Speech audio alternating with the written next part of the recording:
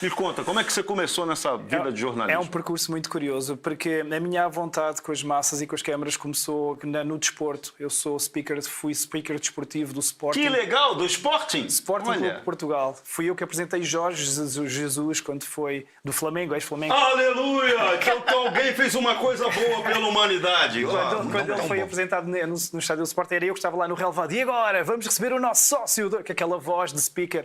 Portanto, é aí que começou a minha interação com as massas, ainda longe do jornalismo. Embora a minha formação é de professor e o jornalismo chegou quase por acidente, dado esse lado ligado aos grandes eventos. Eu fiz eventos para a Federação Portuguesa de handebol, de futebol, de rugby, de natação, provas internacionais, que legal. etc. Pronto. Até que um dia fui lecionar como professor universitário para a Ásia, para o outro lado do mundo. Um país desconhecido, um desafio. E eu, como cidadão do mundo aventureiro, lá fui. Um país onde era preciso fazer tudo. E eu voluntariei-me para fazer rádio na Rádio Timor-Leste, a rádio local, para fomentar a língua portuguesa. Ah, que legal. Longe de mim que a partir daí ia crescer um jornalista internacional. Foi aí que começou. Porque simultaneamente surgiu lá um projeto da RTP, da rádio, o Canal Público Português, onde se faziam reportagens sobre os portugueses que lá viviam. E convidaram-me a mim, gostaram do meu trabalho na rádio e fui convidado. Ou seja, eu 3 meses depois de chegar ao outro lado da terra, os meus amigos, a minha família, via-me entrar na televisão delas, em Portugal. 3 meses. Incrível, assim. Os meus amigos diziam, uma expressão que usam em Portugal, que é cabrão.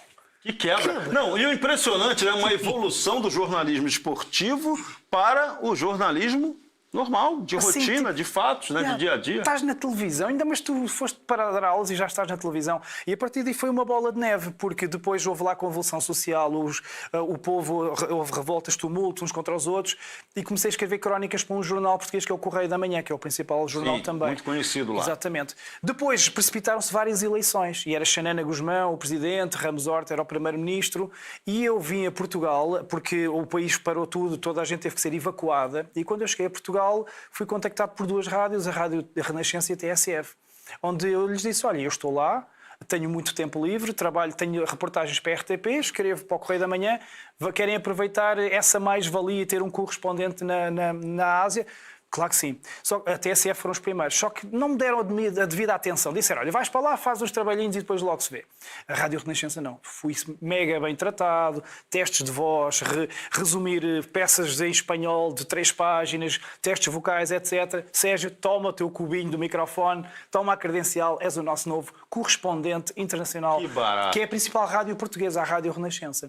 A partir daí foi incrível. Porquê? Porque houve lá 2 eleições e eles mandaram-me às férias, que é entrar em direto numa rádio nacional de 30 em 30 minutos, assim sem mais nem menos, ao telefone. Sérgio, e agora temos ao telefone o nosso correspondente Sérgio Tavares, à boca das urnas. Sérgio, qual é o ambiente aí? Eu fazia aquela voz. Bom, para já tudo muito, aquela pausada, para já tudo muito calmo, Xanana Guzmão já exerceu o seu direito de voto, não há registro de incidentes, tudo muito calmo, vamos acompanhar agora as sondagens, as pesquisas dizem que tal. Vamos ouvir então as declarações de Xanana Guzmão. Eu pegava no telefone, punha no computador a entrevista que eu já lhe tinha feito, Fui assim, a desenrasca-te, Sérgio, desenrasca-te. Isso tem quantos anos, mais ou menos, Sérgio? Isso já foi há mais de 15 anos, foi aí que começou.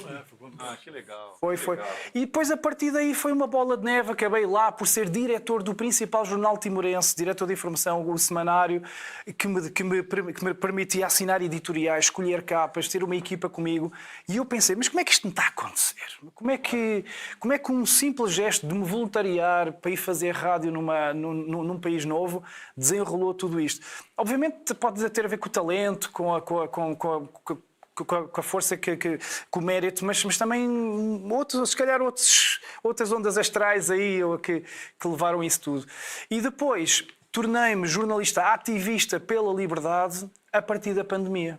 Principalmente a partir da pandemia, quando eu percebi que nada estava a bater certo. Estávamos a ser enganados, estávamos a mentir 24/24. Ok, existia um vírus, ok, que tínhamos de ter cuidado, mas o que nos estavam a impor e a narrativa única que estava a haver, aquilo não estava a bater certo. A lógica não estava a existir. Uma ciência unidirecional. Então há um país na Europa chamado Suécia que nunca fechou ninguém, não fechou nenhuma escola, não usaram máscaras, não tinham que estar todos a morrer. Não tínhamos que ir todos os jornalistas do mundo para esse país perguntar porquê. Então está a correr bem, não está a correr bem. E o que é que eu vi acontecer? Tabu. A Suécia transformou-se num tabu. Então fui lá o Sérgio Tavares, quando Portugal estava fechado, as pessoas com medo de ir à varanda, e eu a mostrar no Natal, todos a fazer compras de Natal, sem máscaras, sem álcool gel. Vi imagens que ficaram na altura virais aqui no Brasil, porque os brasileiros também não estavam a acreditar, também estavam a sofrer o mesmo. E a imprensa não mandou lá um jornalista, não foi lá uma televisão. Como é que é possível numa situação que mexia com a saúde, com a economia, com a saúde mental, com a escolaridade, com tudo, e não mandavam lá... Criou-se um consenso da desinformação impressionante. Né? E o país que, corajoso, que teve uma abordagem diferente, ninguém lá quis ir saber, escondiam, diziam, não, a estratégia sueca é suicida. Então o que é que o Sérgio Tavares fez outra vez? Voltou lá no final da pandemia. Vamos às contas. Vamos fazer as contas. Procurar os mortos, né? Vamos procurar os mortos. Suécia, 10 milhões de habitantes. Portugal, 10 milhões de habitantes. Portugal, 2 confinamentos rigorosos, 15 estados de emergência, uso intensivo de máscara, o país mais vacinado da Europa. Suécia, taxa de vacinação baixíssima, não fechou ninguém, não houve confinamentos, não houve nada. Suécia, menos mortes Covid. Pior, Portugal está com mortalidade em excesso há 3 anos consecutivos, inexplicável, porque os portugueses perderam a imunidade, transformaram-se em florzinhas de estufa, e a Suécia é o país da Europa com menor taxa de mortalidade em excesso. E o que é que tinha que acontecer em todo o mundo? Todos os jornalistas tinham que lá ir. Pronto, isto só para dizer que foi aí que começou a minha desconfiança de que algo se passava no consórcio da imprensa, nesta linguagem única em que dali diziam todos. Depois passaram para as alterações climáticas, a mudança climática, depois passaram a história das guerras, e foi aí, e depois o Brasil. E foi na pandemia que me chegou o primeiro vídeo de Jair Bolsonaro, que eu tinha como um louco, um lunático, porque eu via televisão, eu acreditava na televisão. A televisão dizia que o Brasil tinha um presidente genocida, lunático, que translocado com um discurso doido, e era essa a imagem que eu tinha. Até que eu recebo uma imagem de Bolsonaro a defender a liberdade, a dizer não, cada um tem que escolher, quer ficar em casa fica, quer ir trabalhar, tem direito sobre o seu corpo. E aquela imagem mexeu muito comigo. Mas você achou, esse cara é da Suécia, né? Eu pensei, não... Este cara é corajoso porque foi o primeiro chefe de Estado a nível mundial que teve coragem de o fazer. E pagou caro por isso. Pagou caro por isso. E a partir daí foi desenrolar e perceber que esta gente que nos faz mal são meros fantoches. Quem faz mal aqui no Brasil são os mesmos, e quem nos faz mal a Portugal são comandados pelos mesmos lá em cima. Correia de transmissão apenas. E os que estão lá em cima mandam na imprensa, mandam nas big techs que nos censuraram as nossas redes sociais ao longo destes 3 anos, mandam em tudo. As estruturas estatais, tudo isso. Exatamente. E o meu papel agora então é unir os pontos. Aquela reportagem no Fórum Económico Mundial, a reportagem que farei em Estrasburgo. Aquela foi, para mim, aquela reportagem sua no Fórum Econômico Mundial de Davos foi algo assim extraordinário. Aquilo é um encontro que já se repete há vários anos, todo ano aquela oligarquia financeira, transnacional, globalitária, vai lá para planejar suas maldades. E este ano o tema do Fórum Económico Mundial era recuperar a confiança. Porquê? Porque foram descobertos. Foram descobertos. É exatamente isso que eu queria, até que você passasse a limpo agora, Sérgio, essa sua visão. Primeiro, aquilo que o Serrão está colocando, que é a corrente, é o globalismo. Sem dúvida. Os globalistas, a gente costuma dividir o mundo entre esquerda e direita, na verdade são aqueles que buscam a soberania, a autonomia e a liberdade. E os globalistas que querem nos escravizar e mesmerizar a população. Na verdade, Davos agora foi o que nós estamos vendo hoje na reação da mídia no Brasil. Eles estão com medo, né? Muito. Recuperar a confiança. Regular as redes sociais. Porquê? Porque eles sabem que é a nossa grande arma. Eles estão a expor, eles expõem os planos todos. E agora o nosso papel é unir os pontos e mostrar às pessoas que as revoltas dos agricultores que eu tenho mostrado nos vários países da Europa estão ligadas a esta agenda, porque a agricultura também é um dos alvos. Há um ataque à humanidade com diferentes frentes. E o Brasil é um país piloto desse ataque à humanidade. É um país teste onde se vê até que ponto é que a população aguenta. Porque quem manda, quem nos faz mal, o inimigo é comum. Por isso é que esta aliança é importantíssima, esta conexão que estamos aqui a fazer. E eu tento fazer essa ligação e mostrar, porque a agenda é isso, é o globalista. A esquerda e a direita é só para nos pôr uns contra os outros. Os negacionistas contra os não negacionistas, uns contra os outros. Palestina contra Israel, uns contra os outros. Os vacinados contra não vacinados. Porque enquanto nós estivermos aqui a ofender-nos e a lutarmos uns com os outros, eles levam a agenda em frente, implementam ferramentas de controle, implementam ferramentas... mais ricos. Tiram-nos e enriquecem sempre com isso e conseguem reduzir a população, que é também uma grande meta. Somos todos seres humanos. Enquanto nós não percebermos isso, eles vão continuar. Enquanto tivermos essas manobras de diversão, Alessandro Loyola deu-me uma vez uma entrevista onde ele disse: a aranha na parede, nós estamos distraídos a discutir a aranha e eles vão implementando. E a agenda que está a caminho é terrível. Está a chegar à agenda, o sistema de pontos que acontece na China, todo o modelo da China está a chegar à Europa através da Comissão Europeia, está a chegar aqui ao Brasil, já é a grande vapor, e mais à frente poderemos depois abordar essas questões porque mexe com muita coisa. A carteira digital, o dinheiro digital, a extinção do dinheiro físico, o passaporte sanitário, tudo isto são ferramentas de controle. Cruzamento de dados. Vai tudo culminar numa única coisa. E nós, e se isso for para a frente, a nossa liberdade, o nosso livre-arbítrio acabou. Não, é importante. A China, pelas redes sociais, o sistema financeiro chinês pontua a pessoa pelo número de devedores com os quais ela se relaciona. Tudo monitorizado. E isso já está sendo estudado no Ocidente, como modelo pelos globalistas.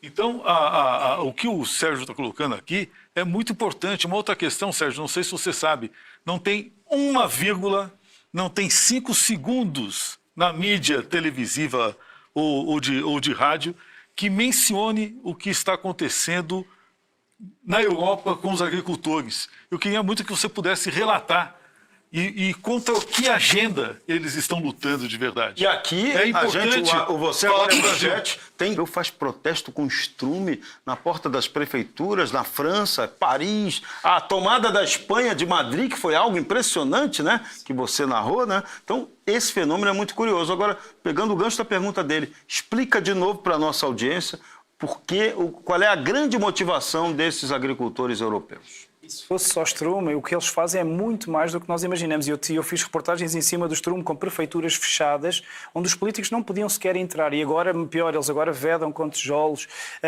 fazem isso na casa dos políticos.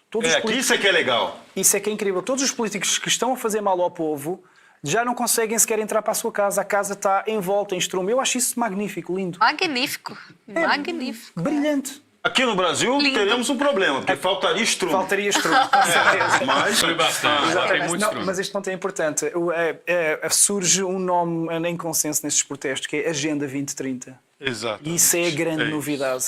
As pessoas não tinham consciência da nefasta Agenda 2030, que é uma agenda das Nações Unidas com 18 pontos, 18 bandeiras lindíssimas, que na verdade é uma agenda inversa. São 18 pontos que é para a igualdade, para acabar com a pobreza, para a economia, para a sustentabilidade, mas tem um efeito ao contrário, é uma agenda contrária. E os agricultores já perceberam isso. Eles já perceberam, espera aí, pela agenda climática estão-nos a matar o nosso setor, estão-nos a asfixiar, estamos a morrer, estão-nos a comprar terras os fundos de investimento, estão-nos a tirar a capacidade de fazer o que nós mais queremos e mais amamos. Com a agenda da igualdade, estão a dividir-nos, estão com a agenda de erradicar a pobreza, estão a empobrecer-nos, estão a arruinar as nossas economias. Portanto, isso é um ponto-chave. Além de tudo o resto, obviamente, os impostos, as matérias-primas, o custo das matérias-primas altas, muitas outras questões. Mas a Agenda 2030, e Espanha, então, cartazes a queimarem mesmo a Agenda 2030, isso mostra que está a haver um enorme despertar a nível mundial. Já perceberam que os criminosos estão nas grandes instituições. ONU, OMS, União Europeia, Fórum Económico Mundial. E PCC. Sim. E nós que pensávamos que eram eles que nos queriam o bem e que tratavam de nós, são eles que nos estão a arruinar.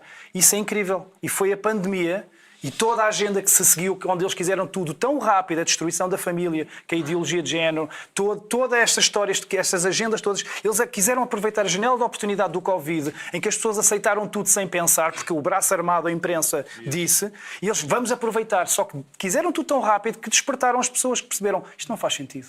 E quando ataca a família, quando ataca os filhos, acabou. E isso aí então a mim foi determinante.